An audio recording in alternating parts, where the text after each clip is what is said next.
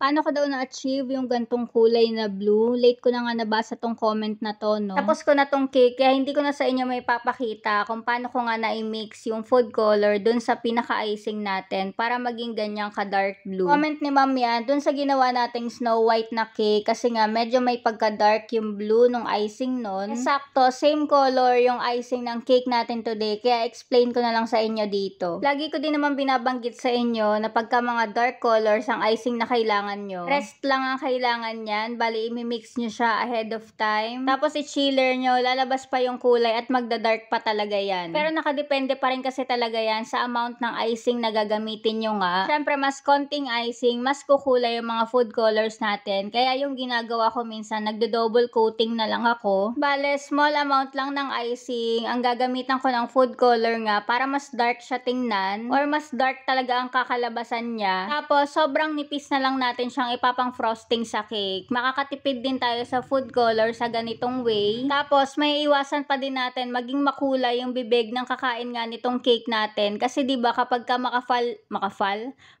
yung food color, kumakapit siya sa bibig. Kaya kung anong kulay ng cake, yun na din yung kulay ng labi natin. Or kung nahihirapan pa rin talaga kayo sa ganyang way, meron naman na tayong nabibili na mga portable airbrush. Yung ginamit ko din nung nakaraan, iyon, sigurado ako, mas madali yun, hindi ka na mahihirapan. Tapos, balik na tayo dito sa cake. Bale, 6x4 moist chocolate nga ang cake natin today. Simple lang naman yung design nito. Bale, yan nga, marami siyang drudgies. Tapos, may kasama siyang 12 pieces din na cupcake. Same frosting tayo sa cake. Ay, wait lang. Hindi ko pa yata nasabi sa inyo kung anong color ang minix ko para na-achieve ko yung ganyang color. Bale, Decor It yan na blue. Tapos, nag-add ako ng konting-konting black lang para mas maging ganyan pa yung color niya. Dark blue nga. Kung wala kayong Decor It, pwede rin naman yung Chef Master. Basta kahit anong color blue na food color, nahaluan nyo ng konting black, magiging ganyan yung outcome niya. Pati ako nahihilo sa explanation ko, no? Sana naiintindihan nyo po. Tapos yun, patapos na tayo dito sa cake. Bali, yan lang ang request ni customer na topper niya, yung balloon nga. Tapos, printed lang yung dedication natin dyan. Tapos, sa drip na nilagay ko dyan, bali, Beryl's white chocolate yan. Sa drip dyan, bale white chocolate lang yan na minelt ko. Tapos naglagay ako ng konting oil. Tapos kung nakita nyo yung mga drudgies na nakadikit dyan sa white drip nga natin. Diyos ko po, inabot lang naman ako ng syam-syam dyan. Kasi nga malamig pala yung cake. Tapos nagdrip ako agad. Syempre magsiset yun agad. Nakalimutan ko magdidikit pa pala ako ng mga drudgies. Kaya nangyari, inisa-isa ko tuloy sila ng pagdidikit. Di naman halatang nahirapan ako kasi ang ganda pa rin ang kinalabasan, 'di ba? Kung nagustuhan mo din tong video natin today, huwag kalimutan i-hit ang follow button at i-share na din tong video. O siya, yun lang for today. Thank you for watching. Bye!